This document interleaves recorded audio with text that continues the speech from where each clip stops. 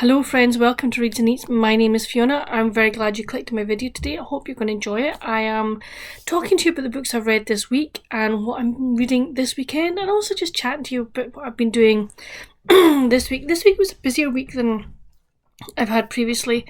I had a really lovely yoga lesson on Tuesday. That was really good. Really needed it and was happy to, just to spend that time prioritizing my body movement and my own mental and physical health, which was really, really nice. Then Wednesday I had a podiatry appointment, which is great. It's very good to get my feet seen to, which is fantastic. Yesterday I was out with Mum and Dad. We went to a shopping mall that we go to, and we had to get a few bits and pieces, so we just made a wee bit of a day out of it, in that we also had some lunch and stuff, so that was nice to do. This morning I've just been helping Mum, which has been good. Reading wise, it's been a good week. So I finished The Tuscan Sister by Daniela Sacerdoti, gave it 4.5 out of 5. So the picture will be on the, hold on, wait 1 minute. Have we? Oh, we do indeed. Are you going to give it to me? So there it is there. So we meet Lulu, and Lulu, or Lucrezia, as she is properly known. She has 3 sisters. So you have Bianca, you have Mia, you have Nora, and their mother has, how can I put it? Their mother has, shall we say, I'm not going to call it, possibly abilities is maybe a word. She's a painter, and each of the girls have inherited something from her. Lucrezia can see people's auras. She kind of knows how they're feeling. But something happens to their mother, and Lucrezia doesn't deal with it in a very good manner, and their father ends up sending her to boarding school. Okay, in the lakes, and it's up where one of the lakes in Italy, and she spends her time there, and then she ends up going to a school, but it's a normal boarding school. So she is basically, from the age of 12, she is banished from her home. And her sister Bianca writes to her, but then the letters stop. And every week Lucrezia would write to Bianca. But was Bianca getting the letters? So we have this. And then when she leaves school, she ends up working in Paris. And something happens that she ends up having to go back to her family home.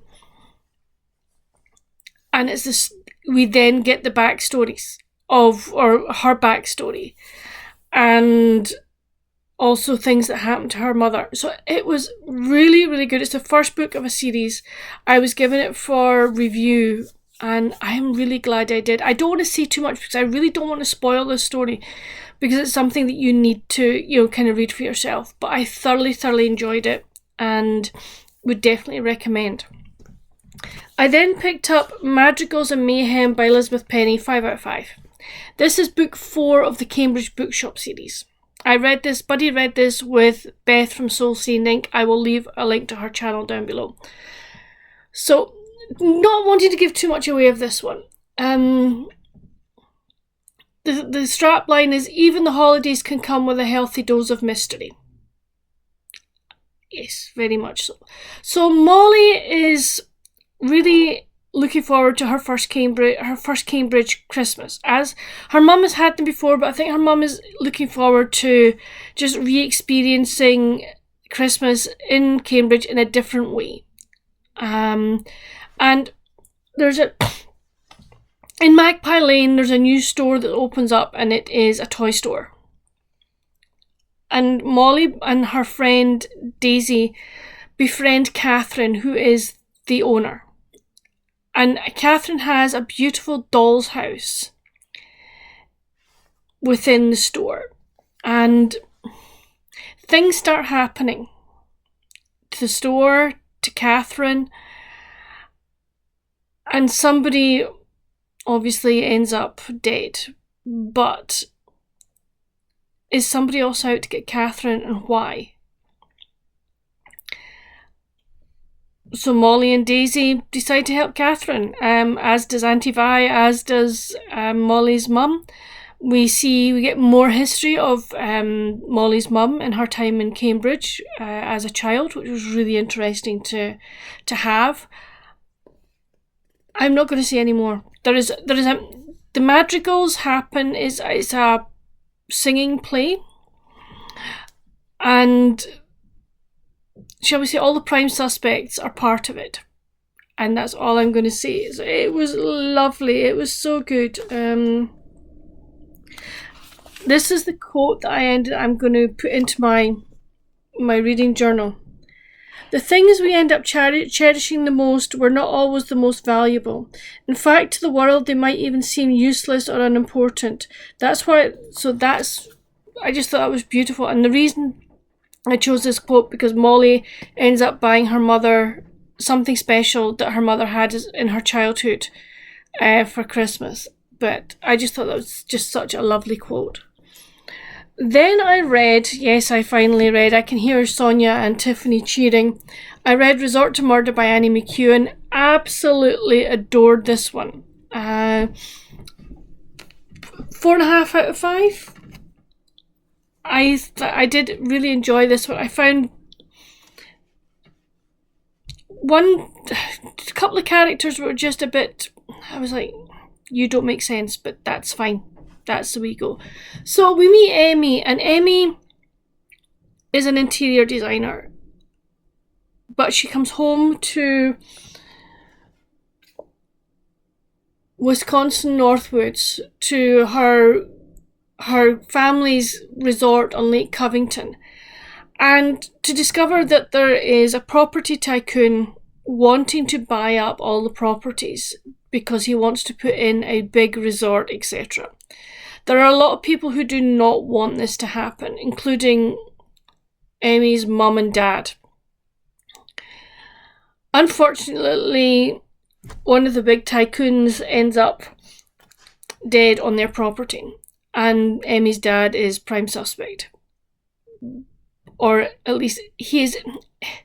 I wouldn't say, is he prime suspect? Possibly. He's also, well, let's just say he's a person of interest, okay? And Emmy's decided she ain't going to sit around and let the police or whoever it is try and frame her father for murder. So Emmy, with her two friends, if I can, gosh, I can't remember what they were called. Oh my goodness.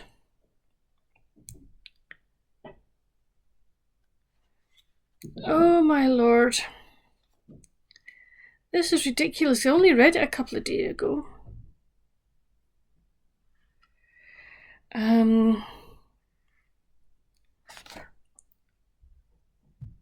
Sorry, friends. Just talk amongst yourselves till I find out what her friend. Whitney's one of her friends. That's right. And then there's a young gentleman as well, and I cannot remember what his name is.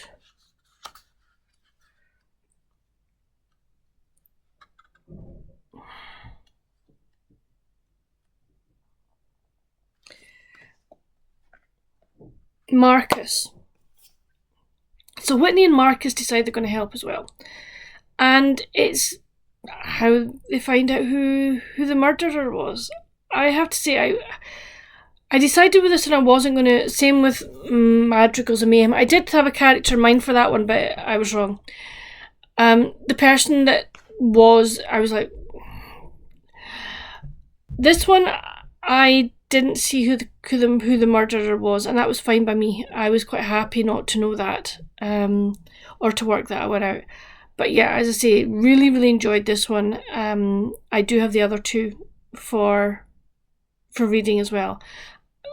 I think Dad will probably get to the next one before I do, but that's fine. So happy with that.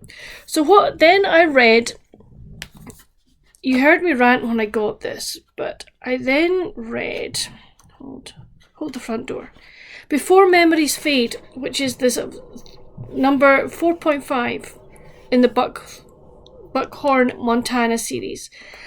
Gave it probably, I shouldn't put my score in, probably gave that about a 3 out of 5. It was okay, it was fine. It filled in a few gaps, which is fine, which is good. I thought it kind of slightly implausible, if I'm honest, but hey ho, that's fine. So we are now on to Under a Killer Moon by B.J. Daniels.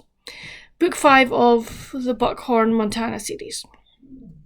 And Buckhorn is having a big 125th birthday celebration organised by Vi Mullen. And a lot of people are coming back to the town, there are a lot of vendors, etc. But there's somebody come back to town that shouldn't be there. And who could cause a lot of trouble. And Vi knows that they're there, but she hasn't told law enforcement. And I'm like, why?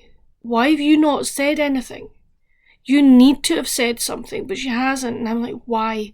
What is your raison d'etre for not doing so? Because if you want everybody safe, this person needs to be locked up. So that is annoying me, I have to say. It's going to definitely mark the book down. Because I'm just like, you know, just don't. There's also been a revelation in this book that I think we possibly found out in the book before, but because it's been a while since I read it, I couldn't remember. And one character has just found this out. Or two characters have actually just found this out. And that's, you know, it's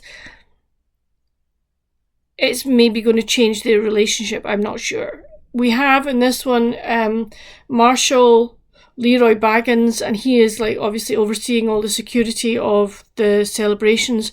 But we also have TJ Walker, and she is the head of the private security company that Vi has also put in place to help keep everybody in check for the celebrations. There's also a side story of TJ and the governor's assistant. There's bad blood there for something that's happened. She's already, you know, there could be confrontations, I'm not sure. So, you know, there's a lot going on, and it'll be interesting to see how she pulls this all together, because I'm not too sure that she's going to be able to. And I'm not too sure that the person that's keeping the information that she shouldn't be keeping, I don't know how she's going to justify that. And I'm finding that very, very annoying. So yeah, we'll see what happens with this one. Then I was at the library the other day, and I've been looking at this book in shops, but I thought, it's kind of expensive and I'm not going to buy it. And I saw it. And I thought, why not? And it's The Art of Coorie by Gabriella Bennett. And it says, Coorie, a noun. The Scottish art of deriving comfort, well-being and energy from wild landscapes and convivial interiors. A hug of a word. I am really enjoying this book. There are 18 chapters and I'm stopping myself reading massive chunks of it at a time. I am making myself read one chapter a day. And I'm really glad that I am. I am thoroughly enjoying this. I really am. It's just one of these books that you just like to curry up with. And just enjoy the gentleness, absorbing what she's saying. And just loving it. I really am. So yeah, I'm having coorie time with myself. So that's what I'm reading. I'll probably get Buckthorn. I suspect I might get it finished tonight, this weekend. I'm on chapter 18, and there are 31 chapters. And if I just get time to sit and read, I'll get that read. And then it'll be choosing time for something else, so that'll be good. But that's kind of all I've been doing and reading this week. I say it's been a bit. I've had things going on, which has been good. I've not just been sitting in the house all the time, which is fine. But that's it for this video. Come chat with me down in the comments. What have you been doing this week? What are you reading? Have you read this week, and what are you going to plan to read this weekend? What are your weekend plans? My weekend plans? We've got the last day of the Men's Six Nations tomorrow. So that'll be good to watch. I'll do obviously some reading, and I may do some cross stitch. Well, I've still got that wee piece that I'm working on. I still have that to do. I've got a couple of letters that I want to write to friends, so I can get that done as well. But I think that's it. I don't think there's anything else that's happening at the moment that I can think of. But yeah, come chat with me down in the comments on that way there. If you haven't already, if you'd like to, please hit that subscribe button and hit the notification bell. It will tell you when I'm bringing out new videos. If you like this video, please give it a big thumbs up. But until my next video, friends, stay safe. Happy reading. Bye.